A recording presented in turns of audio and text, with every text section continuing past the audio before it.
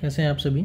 जैसा कि आप सभी को पता है हम टोटल 1000 एंक्लैक्स बेस्ड क्वेश्चन सेशंस कर रहे हैं। उसमें आज का हमारा 21वां एपिसोड है और इससे पहले हमने 20वां जो एपिसोड किया था तो उसमें एक क्वेश्चन था जिसके बारे में हमसे बात कर रहे हैं अभी, उसको हम दोबारा से लेकर के आपके सामने आए हैं।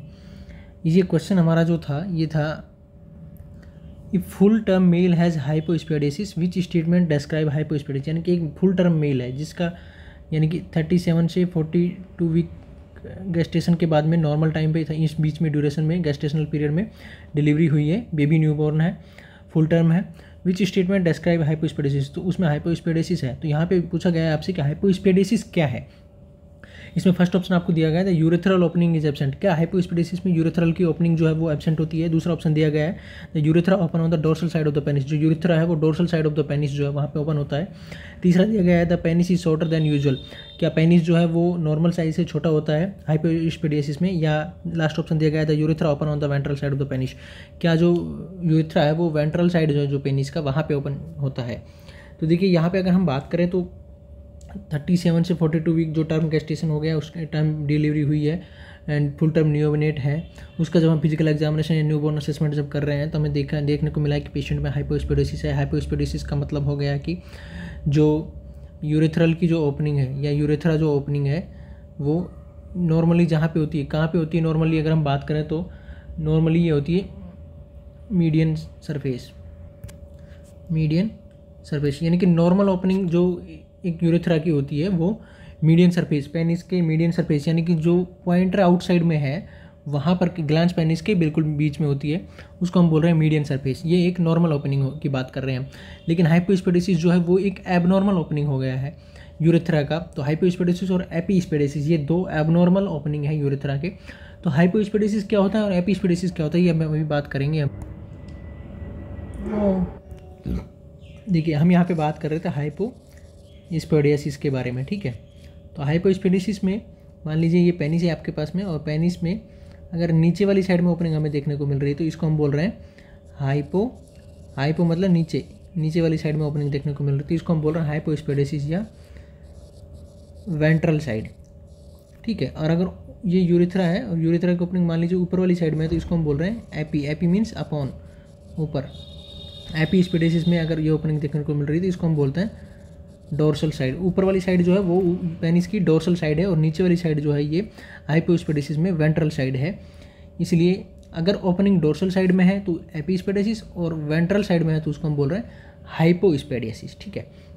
एक होता है एपीस्पेडियासिस। एपीस्पेडियासिस में डोर्सल साइड में देखने को मिलती है ओपनिंग यानी कि ऊपर वाली साइड में देखने को मिलती है।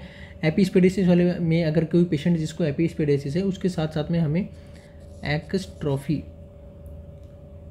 एक्सट्रोफी ऑफ ब्लैडर ये डिसऑर्डर भी उसके साथ में देखने को कॉमनली मिलता है। यानी कि जिस पेशेंट में एपीस्पेडियासिस है या जिस बच्चे में एपीस्पेडियासिस है उस न्यूबॉर्न बेबी में एक्सट्रोफी ऑफ ब्लैडर ये डिसऑर्डर भी हमें देखने को मिलता है। यानी कि इसमें क्या होता है, जो हमारा यूरिनरी ब्लैडर जो है उसकी वाल विजुअलाइज होती है, यानी कि उसकी वाल का विजुअलाइजेशन, उसकी वाल जो है वो हमें दिखाई देती है। इसके लिए हम एक सर्जरी करते हैं और उस सर्जरी का टाइम यानी कि न्यूबॉर्न बेबी के में सर्जरी हम कब करते हैं 48 से 72 घंटे, यानी कि जन्म से 48 से 72 आवर्स के बाद में ही हमें इसकी करेक्शन के लिए सर्जरी करनी पड़ती है एक्स्ट्रोफी ऑफ ब्लैडर के लिए, ठीक है। एपीस्पेडियासिस वाले पेशेंट के साथ में एक्स्ट्रोफी ऑफ ब्लैडर यानी एपीस्पेडियासिस वाला न्यूबॉर्न जो है उसके साथ हमें कॉमनली एक्स्ट्रोफी ऑफ ब्लैडर वाला डिसऑर्डर भी देखने को मिलता है। इसमें जो हमें ब्लैडर की जो वॉल है वो दिखाई देती है बाहर से ही, तो इसको करेक्ट करने के लिए हम एक सर्जरी करते हैं। वो सर्जरी जन्म से 48 से 72 घंटे बाद में ही की जाती है, ठीक है। और एपीस्पेडियासिस में भी जो सर्जरी का ड्यूरेशन है वो बर्थ से 48 to 72 आवर्स में करते हैं। और हाइपोस्पेडियासिस के लिए अगर सर्जरी के कॉमनली टाइम की अगर हम बात करें, इसमें हाइपोस्पेडियासिस में ओपनिंग कहाँ देखने को मिलेगी, वेंट्रल साइड में, ठीक है। तो जो सर्जरी हम जो करते हैं वो 9 to 15 मंथ जो है ये एक आइडियल टाइम है हाइपोस्पेडियासिस की सर्जरी करने के लिए। और अगर यहीं पे हम बात कर लें यूरेथ्रा से रिलेटेड डिसऑर्डर के बारे में तो एक BPH भी होता है, बेनाइन प्रोस्टेटिक हाइपरप्लेसिया। इसमें एक वीक यूरिनरी स्ट्रीम यानी कि यूरिन की जो स्ट्रीम है वो हमें कमज़ोर देखने को मिलेगी। ये हमारा अर्ली साइन है BPH का। और अगर लेट साइन की बात करें तो ड्रिबलिंग ऑफ यूरिन या यूरेथ्रा लिखें तो हम इसका मतलब यही हुआ कि ड्रिबलिंग ऑफ यूरिन या ड्रिबलिंग ऑफ यूरेथ्रा, मतलब यूरेथ्रा से ड्रिबलिंग होगा यूरिन का, और ये एक बीपीएच का लेट साइन होगा। अगर अर्ली साइन की बात करें तो वीक यूरिनरी स्ट्रीम, जो यूरिन का जो स्ट्रीम जो आता है वो वीक है, तो ये अर्ली साइन है बीपीएच का। और अगर लेट साइन की बात करें तो ड्रिबलिंग फ्रॉम यूरेथ्रा या ड्रिबलिंग ऑफ यूरिन जो है ये लेट साइन है बीपीएच के लिए। यहाँ पे हम बात करते हैं हाइपोस्पेडिसिस की, तो हाइपोस्पेडिसिस में वेंट्रल साइड में ओपनिंग देखने को मिलती है। अभी हमारा क्वेश्चन जो था उसमें भी यही था। क्वेश्चन में क्या था हमारे में कि जो हाइपोस्पेडिसिस है तो उसमें क्या होगा, यूरेथ्रा ओपनिंग एब्सेंट रहती है? नहीं, एब्सेंट नहीं रहती है, यूरेथ्रल ओपनिंग रहती है, चाहे वो नीचे की साइड में हो या ऊपर की साइड में हो, अभी हम देखेंगे। नॉर्मल ओपनिंग की अगर बात करें तो वो मीडियन स्पेस में, मीडियन सरफेस में प्रेजेंट होती है, यानी कि ग्लांस पेनिस के बीचों बीच नॉर्मल ओपनिंग होनी चाहिए। Urethra opens on the dorsal side. Hypospadias में क्या डोर्सल साइड में ओपन होता है? नहीं, ये होता है एपीस्पेडिसिस में, ठीक है। Penis is shorter than usual, नहीं, नॉर्मल साइज जो है वो पेनिस का शॉर्ट नहीं होता है हाइपोस्पेडिसिस में, क्योंकि अगर न्यूबॉर्न में हम पेनिस के साइज़ की बात करें तो मोर देन 2 सेंटीमीटर पेनिस का साइज होता है न्यूबॉर्न बेबी में। तो हाइपोस्पेडिसिस में urethra opens in the ventral side of the penis. हाँ, ये ऑप्शन आपका यहाँ पे सही जाएगा, क्योंकि हाइपोस्पेडिसिस में यूरेथ्रा की जो ओपनिंग है वो वेंट्रल साइड में देखने को हमें मिलती है। डी ऑप्शन जो हमारा सही होगा। अगर यहाँ पे एपीस्पेडिसिस होता तो एपीस्पेडिसिस में डोर्सल साइड में देखने को मिलती है, ये ऑप्शन आपका सही हो जाता है, लेकिन यहाँ पे हाइपोस्पेडिसिस है तो डी ऑप्शन जो है ये आपका सही होगा, ठीक है।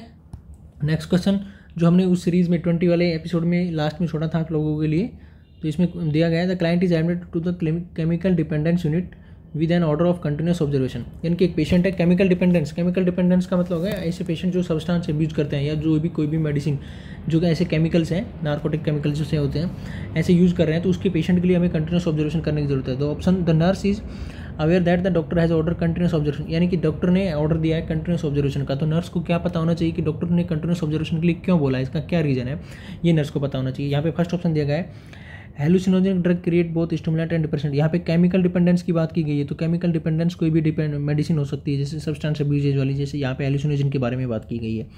हेलुसिनोजेनिक drug create both stimulant and depressant effect. क्या हेलुसिनोजेनिक मेडिकेशन? हेलुसिनोजेनिक मेडिकेशन वो मेडिसिन जो हेलुसिनेशन क्रिएट कराती है। और हेलुसिनेशन क्या होता है? हेलुसिनेशन क्या होता है? हेलुसिनेशन का मतलब होता है रियल एक्सटर्नल स्टिमुलाई का मिसपरसेप्शन।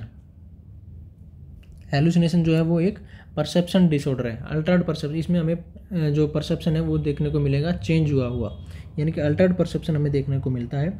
और हेलुसिनेशन में जो बाहर की जो एक्सटर्नल स्टिमुलाई है वो भी एब्सेंट रहती है, यानी कि एब्सेंस ऑफ एक्सटर्नल स्टिमुलाई, और फिर भी हम उसका मिसपरसेप्शन अगर कर रहे हैं तो उसको हम बोल रहे हैं हेलुसिनेशन।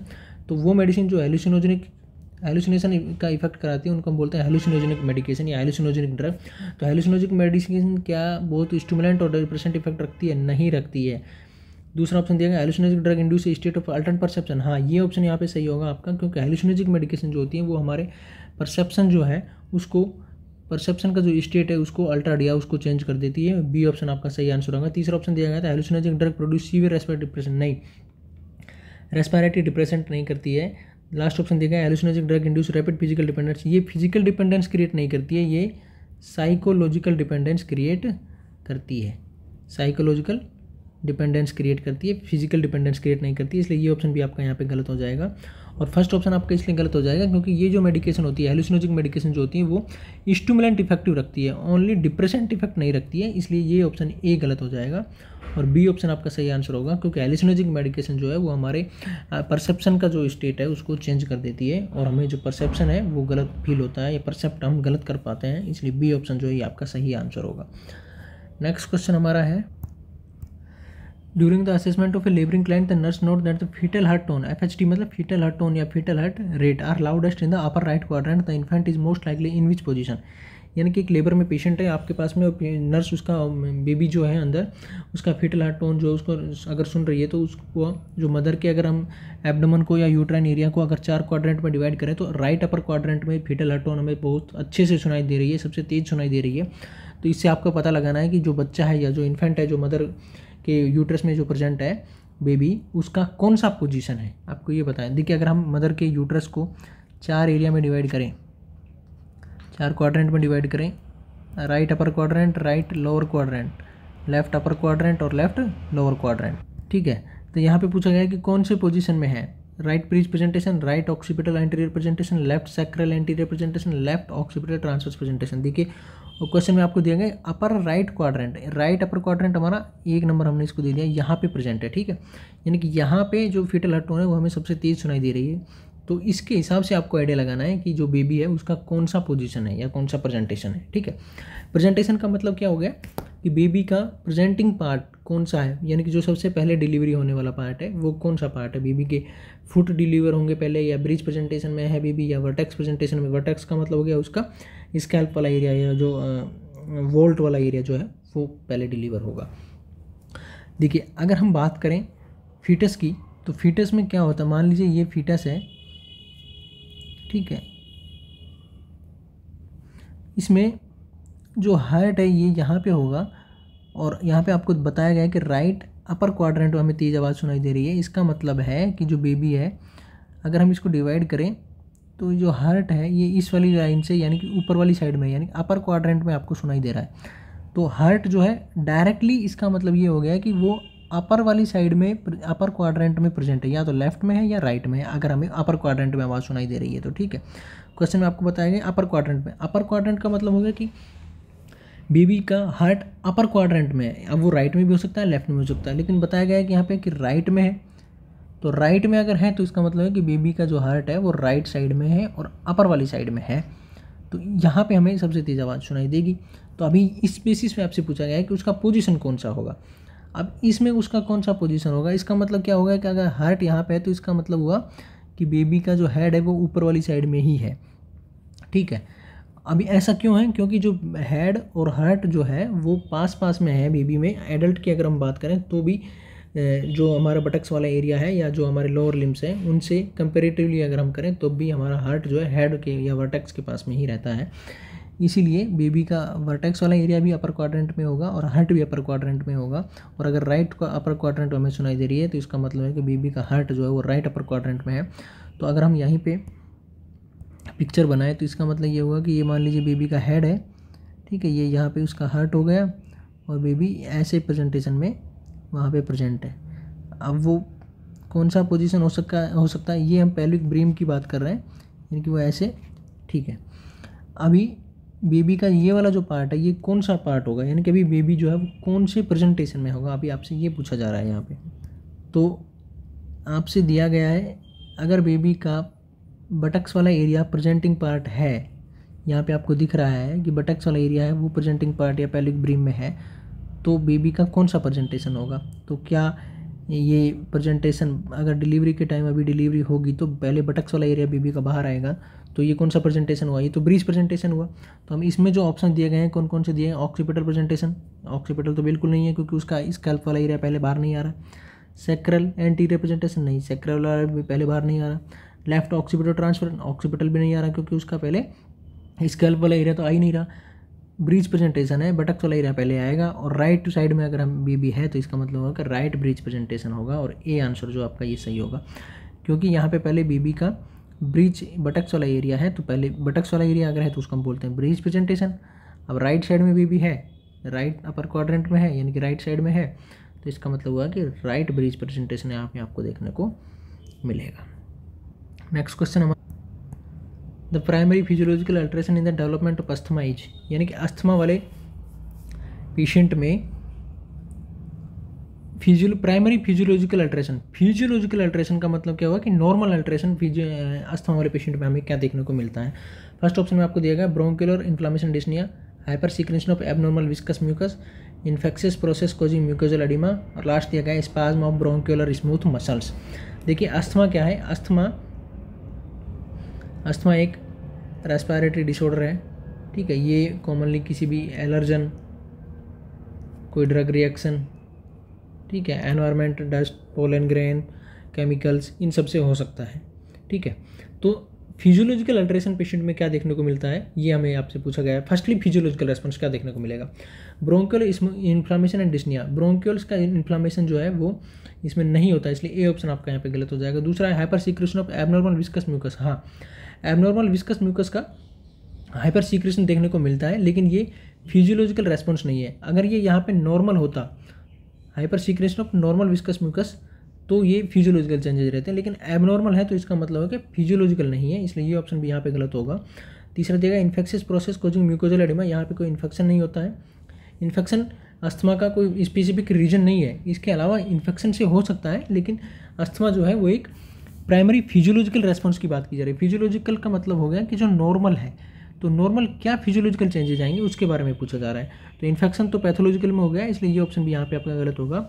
और डी ऑप्शन में spasm of bronchial smooth muscles, ये ऑप्शन आपका सही होगा, क्योंकि प्राइमरी फिजियोलॉजिकल रेस्पॉन्स के लिए अस्थमा में क्या देखने को मिलता है, हमारे जो ब्रोंकियल्स होते हैं उनकी जो स्मूथ मसल्स होती हैं उनका स्पाज्म जो है, अभी जो स्पाज्म है वो एक नॉर्मल फिजियोलॉजिकल रेस्पॉन्स है, इसीलिए हमें इस ऑप्शन में ये क्वेश्चन में ये सही आंसर होगा, क्योंकि प्राइमरी फिजियोलॉजिकल अल्ट्रेशन ही आपसे पूछा गया है कि अस्थमा के पेशेंट में प्राइमरी फिजियोलॉजिकल अल्ट्रेशन क्या होता है। फिजियोलॉजिकल का मतलब एक नॉर्मल फिजियोलॉजी, यानी कि नॉर्मल कंडीशन में, यानी कि नॉर्मल पर्सन में, पेशेंट की अगर हम यहाँ पे बात छोड़ दें, जो एबनॉर्मल है उसको छोड़ दें, तो नॉर्मल कैंडिडेट में भी अस्थमा के रेस्पॉन्स में फर्स्टली क्या देखने को मिलता है, spasm of bronchial smooth muscles हमें देखने को मिलता है। अगर यहीं पर हम अस्थमा के बारे में और बात करें तो अस्थमा में एक मेडिकेशन है कौन सी जो कॉन्ट्राइंडिकेटेड रहती है, मॉर्फिन मेडिसिन जो है ये हम कॉन्ट्राइंडिकेटेड करते हैं हेड इंजरी वाले पेशेंट में, पैंक्रेटाइटिस वाले पेशेंट में और अस्थमा के पेशेंट में भी। क्यों करते हैं,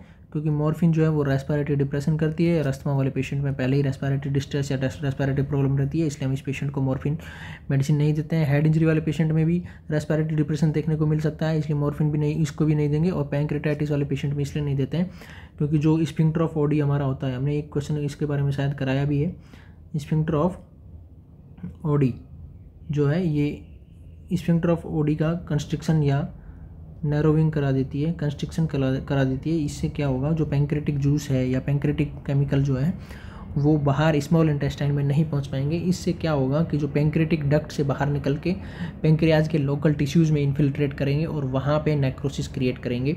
इसलिए morphine medication head injury, pancreatitis और अस्थमा, इन तीनों तरह के पेशेंट्स में कॉन्ट्राइंडिकेटेड रहती है। नेक्स्ट क्वेश्चन हमारा है a client with mania is unable to finish her dinner to help her maintain sufficient nourishment the nurse should, यानी कि एक मेनिया वाला पेशेंट है आपके पास में, उसका जो है अपना डिनर भी फिनिश नहीं कर पा रहा है, अनेबल है to help her maintain sufficient, उसको सफिशिएंट नूरिशमेंट लेवल मेंटेन करने के लिए नर्स क्या करेगी। देखिए यहाँ पे अगर हम बात करें मेनिया के बारे में, तो मेनिया क्या है, मेनिया एक मूड डिसऑर्डर है, एक मेनिया एक मूड डिसऑर्डर है। इसमें क्या होता है, जो केमिकल होते हैं सीरोटोनिन और नॉरएपिनेफ्रिन, इन दोनों का लेवल जो है वो बढ़ा हुआ देखने को मिलता है मेनिया के पेशेंट में। अब मेनिया के पेशेंट में क्या सिम्टम आते हैं, मेनिया के पेशेंट में इंक्रीज साइकोमोटर एक्टिविटी जो है कि पर्पजलेस साइकोमोटर एक्टिविटी बढ़ी हुई देखने को मिलती है, इंक्रीज देखने को मिलती है। फ्लाइट ऑफ आइडियाज़ देखने को मिलता है। हैप्पीनेस ऑफ मूड, हैप्पी दिखेगा पेशेंट, ठीक है, फ्लाइट ऑफ आइडियाज़ होगा। डिल्यूजन ऑफ ग्रैंडियोसिटी ये देखने को मिलता है, ठीक है। ये सब मेनिया वाले पेशेंट में देखने को मिलते हैं। पर्पजलेस साइकोमोटर एक्टिविटी बढ़ी हुई देखने को मिलती है, यानी कि पेशेंट इतना पर्पजलेस मूवमेंट रहता है या इतनी साइकोमोटर एक्टिविटी बढ़ी हुई रहती है कि पेशेंट आराम से एक बार बैठ करके अपना खाना भी फिनिश नहीं कर सकता है। तो इसलिए उस पेशेंट के सफिशिएंट नोरिशमेंट लेवल को बढ़ाने के लिए नर्स क्या करेगी, यही आपसे पूछा जा रहा है। फर्स्ट ऑप्शन में आपको दिया गया है serve high caloric food that she can carry with her, हम उस पेशेंट को ऐसा फूड देंगे हाई कैलोरी वाला, ताकि वो उस फूड को अपने साथ में भी रख सके, यानी कि अगर चल के जा रहा है तो चलता हुआ भी खा सके, या बैठा है तो बैठा हुआ खा सके, दौड़ रहा है तो दौड़ते हुए भी खा सके, ठीक है। दूसरा ऑप्शन है encourage her appetite by sending out और फेवरेट फूड, या हम पेशेंट को उसका फेवरेट फूड देकर के उसकी एपेटाइट बढ़ाएंगे। दूसरा है सर्व हर स्मॉल अट्रैक्टिवली अरेंज्ड पोर्शन, हम उसको स्मॉल अमाउंट में अट्रैक्टिवली अरेंज करके खाना देंगे। तो लास्ट दिया गया है allow her in her unit kitchen for extra food whenever she please, यानी जब पेशेंट को एक्स्ट्रा फूड चाहिए तो हम उसके यूनिट किचन में लेके जाएंगे। देखिए सब, जब हमारा मेन मोटो यहाँ पे क्या है कि पेशेंट की यहाँ पे पर्पजलेस साइकोमोटर एक्टिविटी बढ़ी हुई देखने को मिलती है, पेशेंट आगे एक जगह पे बैठ भी नहीं सकता है, तो हम उस पेशेंट के लिए एक ऐसा कैलोरिक फूड या हाई कैलोरिक फूड ऐसा दे दें ताकि अगर पेशेंट जा रहा है, दौड़ रहा है, भाग रहा है, बैठा है, सो रहा है, तो जो भी कुछ कर रहा है तब भी उस खाने को खा सके। तो यहाँ पे फर्स्ट ऑप्शन में ही आपको दिया गया है serve high caloric food that she can carry with her, ये ऑप्शन आपका सही आंसर जाएगा, क्योंकि हम पेशेंट को ऐसा खाना दे दें ताकि सी कैन कैरी, वो अपने साथ में भी उस खाने को रख सके। अगर अपने साथ में रखना है इसका मतलब कि वो उसको खा सकता है। ऐसा हम उसको खाना नहीं दे सकते हैं कि वो एक ही जगह पे, मान लीजिए कोई ऐसी चीज़ है जिसको हम सिर्फ बैठ के एक जगह बैठ करके ही खा सकते हैं, तो हम पेशेंट को फिंगर फूड, एक नाम होता है फिंगर फूड, तो मेनिया वाले पेशेंट को हम फिंगर फूड देते हैं, यानी कि ऐसा खाना देते हैं जो अपने हाथ में, फिस्ट में या फिंगर्स में रख सकता है, और अगर कुछ भी काम वो कर रहा है तो उसको वो खा सके और उसका नूरिशमेंट लेवल जो है वो बना रहे। बी ऑप्शन यहाँ पे आपका गलत हो जाएगा, encourage her appetite by sending out, और फेवरेट फूड भेजने की यहाँ पे कोई जरूरत नहीं है। सी ऑप्शन भी आपका गलत होगा, डी भी गलत होगा। आपको सिर्फ ये ध्यान रखना है कि मेनिया वाले पेशेंट के लिए हम फिंगर फूड वाली स्ट्रेटेजी को यूज़ करते हैं ताकि हम उसको ऐसा खाना दे सकें कि पेशेंट अपने साथ में कैरी कर सकता है। मेनिया क्या है? मेनिया एक मूड डिसऑर्डर है, इसमें नोरेपिनेफ्रिन और सीरोटोनिन दोनों का लेवल बढ़ा हुआ रहता है। Flight of ideas, happiness of mood, increase psychomotor activity, delusion of grandiosity, elevation of mood, elation, ecstasy, euphoria, ये सब देखने को पेशेंट में हमें मिलते हैं।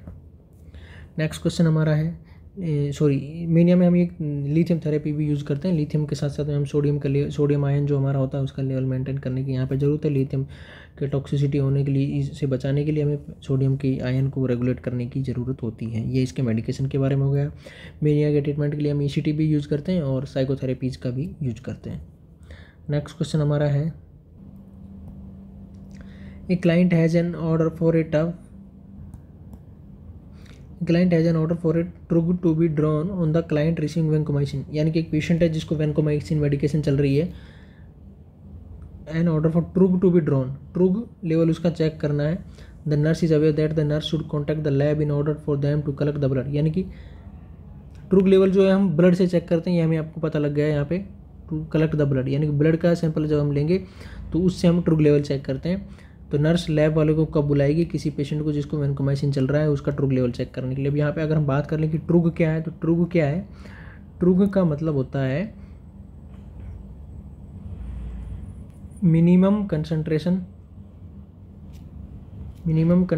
ऑफ मेडिसिन इन ब्लड, यानी कि ब्लड में जब मेडिसिन की सबसे कम कंसंट्रेशन देखने को मिलती है तो उसको हम बोलते हैं ट्रुग लेवल। ठीक है, तो ट्रुग लेवल हमें कब देखने को मिलता है, कब चेक करेंगे, ये आपसे यहाँ पे पूछा गया है। फर्स्ट ऑप्शन में दिया गया 15 मिनट्स आफ्टर द इन्फ्यूजन, हमने कोई मेडिसिन दी उसके 15 मिनट बाद में चेक करेंगे।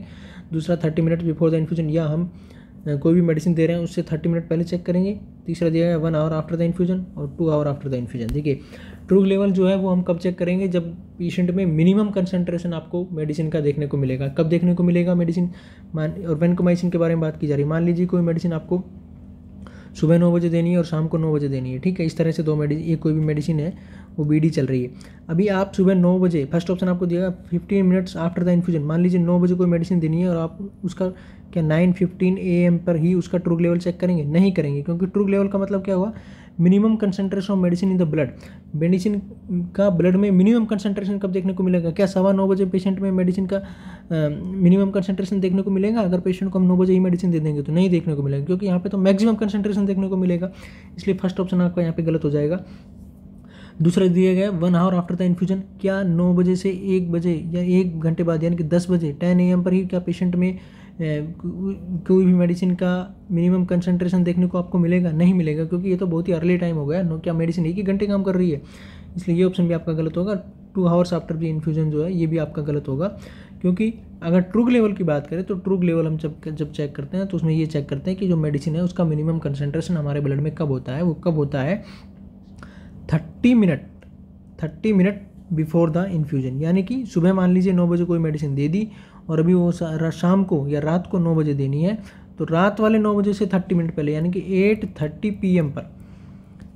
PM पर हम उस पेशेंट के ब्लड में मिनिमम कंसंट्रेशन उस मेडिसिन का वहाँ पे देखने को मिलेगा। और इसलिए हम 30 minute before the next infusion, 30 minute, आप ये ध्यान रखिए, 30 minute before the next infusion हम उस पेशेंट में ट्रुग लेवल चेक करेंगे या उसका ब्लड सैंपल लेंगे या उसको चेक करेंगे।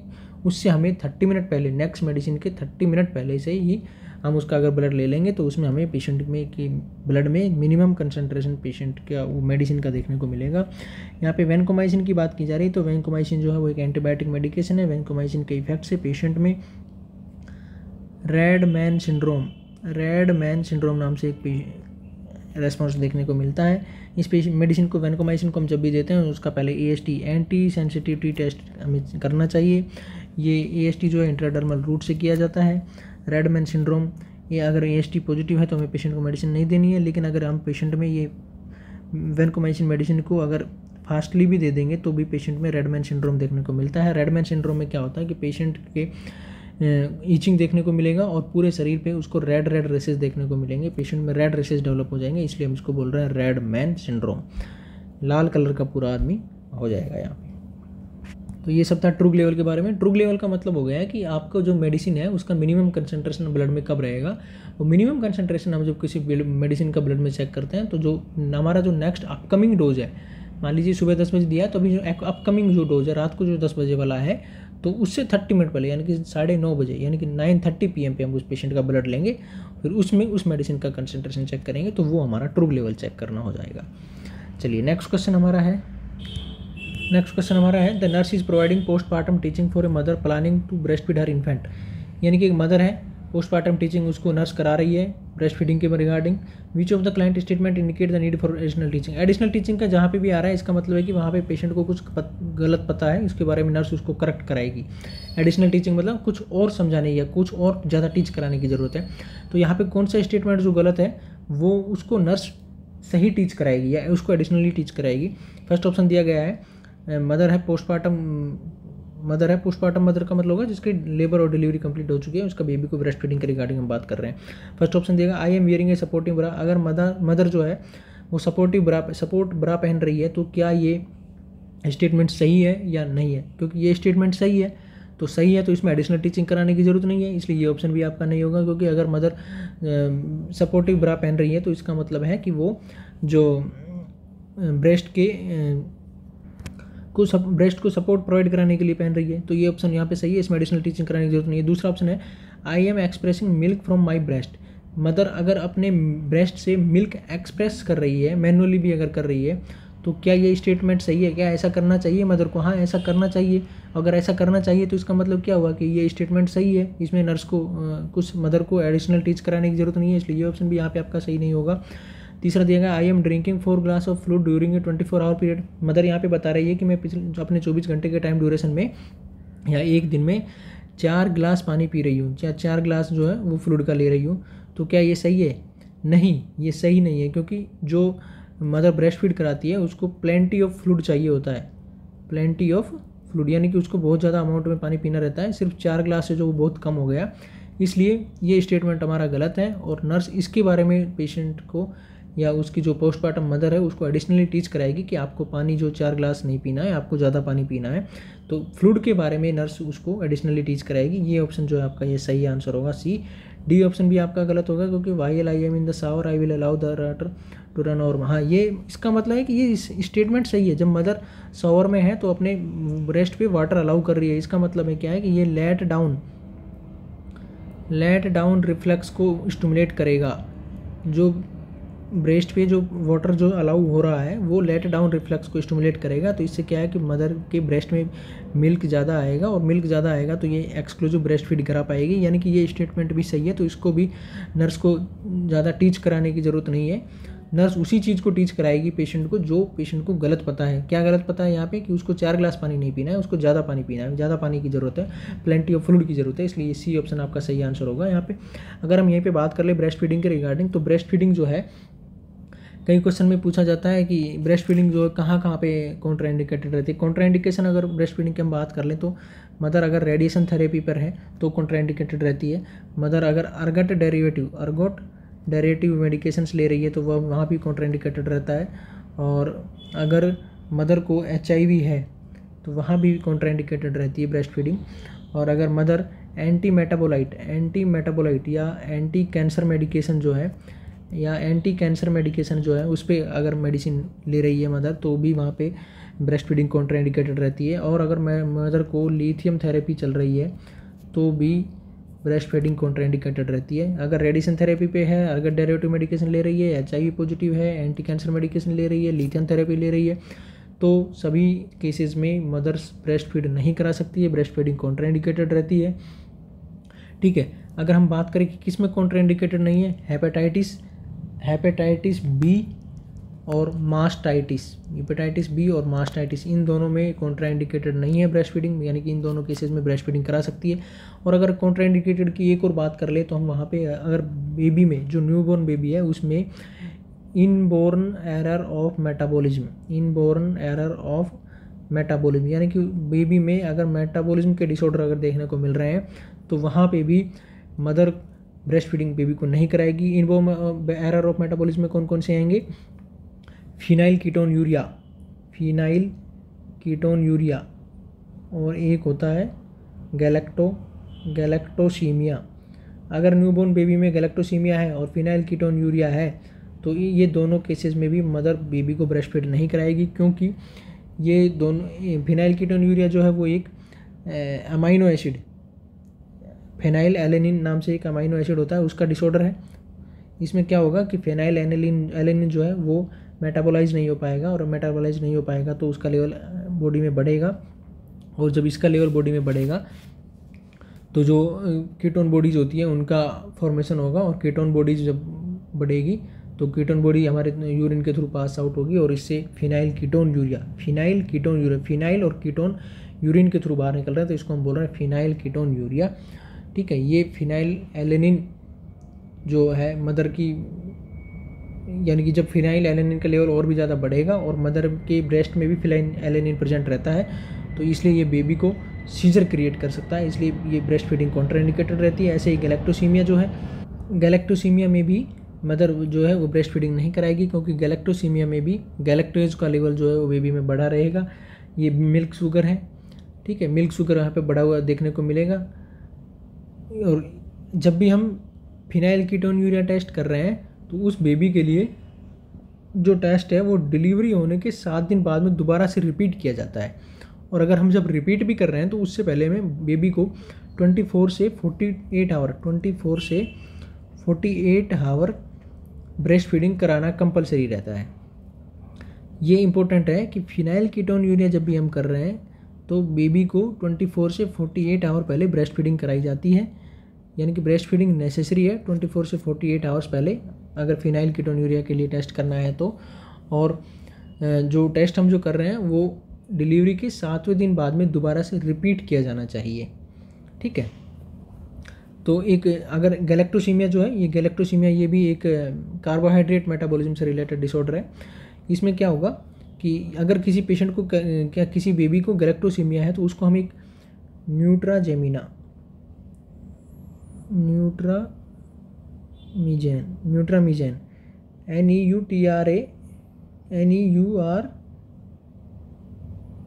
एक सेकेंड, इसका स्पेलिंग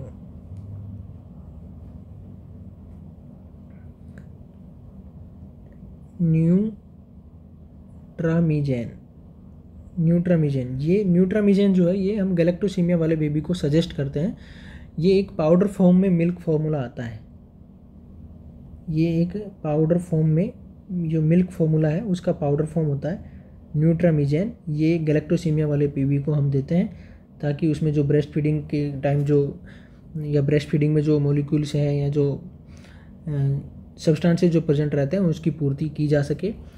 इसीलिए न्यूट्रामीजेन नाम से पाउडर फॉर्म वाला जो मिल्क आता है, जो मिल्क फार्मूला आता है, वो बेबी को हम सजेस्ट करते हैं या मदर को सजेस्ट करते हैं कि वो बेबी को ये वाला फार्मूला दे। तो यहाँ पे हम बात कर रहे थे कि ब्रेस्ट फीडिंग के रिगार्डिंग, वो सभी यहाँ पे पॉइंट्स क्लियर हो गए हैं आपके।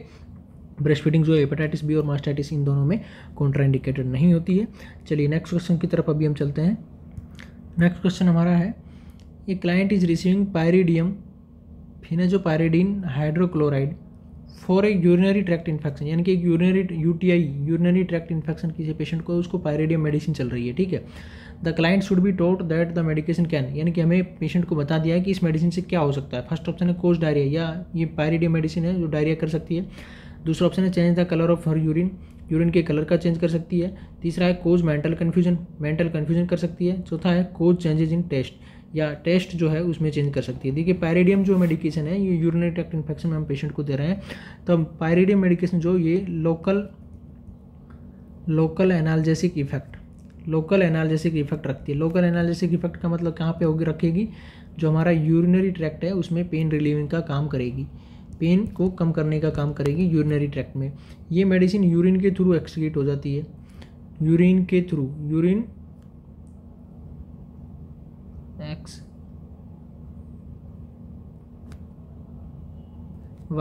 एक्सक्रीटेड, ठीक है, यूरिन के थ्रू ये एक्सक्रीट हो जाती है, बाहर निकल जाती है। ये मेडिसिन जो है पायरिडियम में लोकल एनालिसिस इफेक्ट रखती है, यूरिनरी ट्रैक्ट वाले पेशेंट में हम देते हैं। यूरिनरी ट्रैक्ट इन्फेक्शन वाले में ये मेडिसिन जो है डायरिया क्रिएट नहीं करती है, ये ऑप्शन आपका यहाँ पे गलत होगा। ये मेडिसिन जो है हमारे यूरिन का कलर चेंज कर देती है, पिंक कलर का यूरिन कर देती है, पिंक या रेड कलर का यूरिन पास आउट होता है पेशेंट में, इसलिए पायरिडियम मेडिकेशन जो change the colour of her urine, patient के यूरिन का कलर चेंज कर देती है। बी ऑप्शन आपका यहाँ पे सही आंसर हो जाएगा। मेंटल कन्फ्यूजन भी क्रिएट नहीं करती है, चेंज इन टेस्ट में भी कोई चेंज नहीं क्रिएट करती है, इसलिए डी ऑप्शन भी आपका गलत होगा, सी भी गलत होगा और ए भी। बी ऑप्शन आपका सही होगा यहाँ पे क्योंकि जो यूरिन का कलर चेंज कर देती है पायरिडियम मेडिकेशन।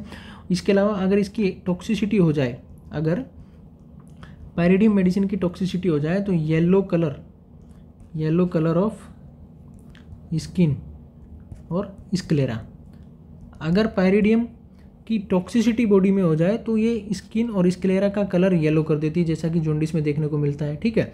लेकिन अगर ये नॉर्मल अमाउंट में दी जा रही है, नॉर्मल कोई भी थेरापेटिक लेवल पेशेंट में बना हुआ है, कोई भी इसकी टॉक्सिसिटी नहीं है पायरिडियम मेडिसिन की, तो भी ये नॉर्मली पिंक और रेड कलर का यूरिन पास आउट कराती है या यूरिन का कलर चेंज कर देती है।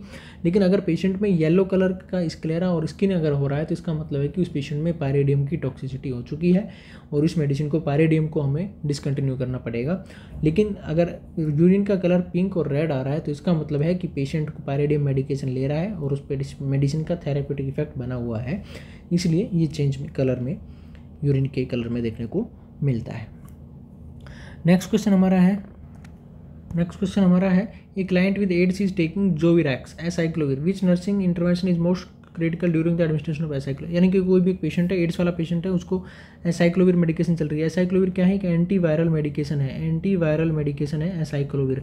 विच नर्सिंग इंटरवेंशन इज मोस्ट, जब पेशेंट को एसाइक्लोविर मेडिकेशन एंटीवायरल मेडिकेशन चल रही है तो मोस्ट क्रिटिकल क्या रहेगा इसके नर्सिंग इंटरवेंशन हमारे लिए। फर्स्ट ऑप्शन है लिमिटिंग द क्लाइंट्स एक्टिविटी, हम पेशेंट की एक्टिविटी को लिमिट कर देंगे या कम कर देंगे। दूसरा ऑप्शन है एनकरेजिंग हाई कार्बोहाइड्रेट, पेशेंट को हाई कार्बोहाइड्रेट डाइट देंगे। दूसरा है utilising an incentive spirometry to improve respiratory function, या हम पेशेंट को इंसेंटिव स्पायरोमेट्री करने के लिए बोलेंगे, इससे क्या है कि पेशेंट का रेस्पिरेटरी फंक्शन इंप्रूव होंगे। और डी है एनकरेजिंग फ्लूइड। देखिए हम जिस पेशेंट को एसाइक्लोविर एंटीवायरल मेडिकेशन चल रही है उस पेशेंट की एक्टिविटी को लिमिट करने की कोई ज़रूरत नहीं है, ये ऑप्शन यहाँ पे गलत होगा आपका। पेशेंट का हाई कार्बोहाइड्रेट डाइट, पेशेंट को हाई कार्बोहाइड्रेट डाइट देने की भी जरूरत नहीं है क्योंकि हम पेशेंट को बैलेंस्ड डाइट देंगे एक, ठीक है, ये ऑप्शन भी यहाँ पे गलत हो जाएगा। यूटिलाइज या जो ये एसाइक्लोविर मेडिकेशन जो पेशेंट के रेस्पिरेटरी डिसऑर्डर या रेस्पिरेटरी सिस्टम पे कोई भी इफेक्ट नहीं डालती है, इसलिए इस पेशेंट को हम इंसेंटिव स्पायरोमेट्री करने के लिए भी सजेस्ट नहीं करेंगे, ये ऑप्शन भी यहाँ पे गलत होगा। एनकरेजिंग फ्लूइड, ये पेशेंट का ये आंसर सही होगा आपका क्योंकि ये जो मेडिसिन है एसाइक्लोविर मेडिकेशन है ये किडनी डैमेज करने का काम करती है, किडनी डैमेज करती है।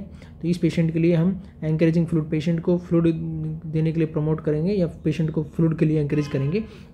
इससे क्या है कि जो फिल्ट्रेशन है, जो किडनी का जो फिल्ट्रेशन लेवल है वो बना रहे, जो बाहर के जो केमिकल्स जो हैं वो बाहर निकलते रहें, जो हार्मफुल केमिकल्स हैं वो बाहर निकल सके, इसलिए हम पेशेंट में फ्लूइड को एनकरेज करेंगे। ये एसाइक्लोविर मेडिकेशन जो है वो हम herpes simplex virus HSV, herpes simplex virus जो है इसमें भी पेशेंट को देते हैं। ये हर्पीज सिम्प्लेक्स वायरस क्या करता है, ये वेसाइकल क्रिएट कर देता है। वेसाइकल क्रिएट करता है कहाँ पे, एक्सटर्नल जेनाइटल एरिया में। ये मदर और फादर यानी कि मेल फीमेल किसी को भी हो सकता है। Herpes simplex virus vesicles create करता है, इसमें फ्लूइड भरा रहता है, ये एक्सटर्नल जेनाइटल्स को अफेक्ट करता है। इसमें क्या है कि मान लीजिए डिलीवरी होना है और डिलीवरी के टाइम भी ये वेसिकल्स प्रेजेंट है, इनमें फ्लूइड भरा हुआ है, तो डिलीवरी को हम नॉर्मल लेबर से या नॉर्मल डिलीवरी यहाँ पे नहीं हो सकती, सीजेरियन सेक्शन कराना पड़ता है या LSCS कराते हैं।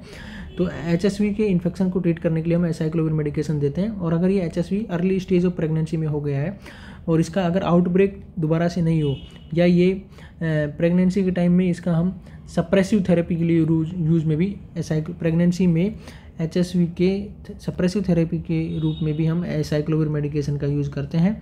एसाइक्लोविर एक एंटीवायरल मेडिकेशन है, ये किडनी डैमेज करने का काम करती है, इसलिए जिस पेशेंट में हम एंटीवायरल मेडिकेशन एसाइक्लोविर दे रहे हैं उस पेशेंट को हम फ्लूइड लेने के लिए एंकरेज करेंगे। डी ऑप्शन यहाँ पे आपका सही आंसर हो जाएगा। चलिए नेक्स्ट क्वेश्चन की तरफ चलते हैं।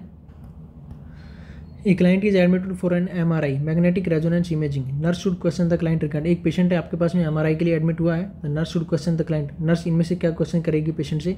फर्स्ट, ईयरिंग लॉस है क्या पेशेंट को, या a titanium hip replacement, patient को हिप रिप्लेसमेंट हो रखा है, उसमें टाइटेनियम लगा हुआ है। फर्स्ट, एलर्जिक टू एंटीबायोटिक, या पेशेंट को कोई एलर्जी है एंटीबायोटिक से, या inability to move his feet, या पेशेंट अपने फीट को मूव कराने के लिए इनेबल है। तो इनमें से कौन सा जो रेस्पॉन्स है वो नर्स पेशेंट से क्वेश्चन करके पूछेगी MRI वाले पेशेंट को।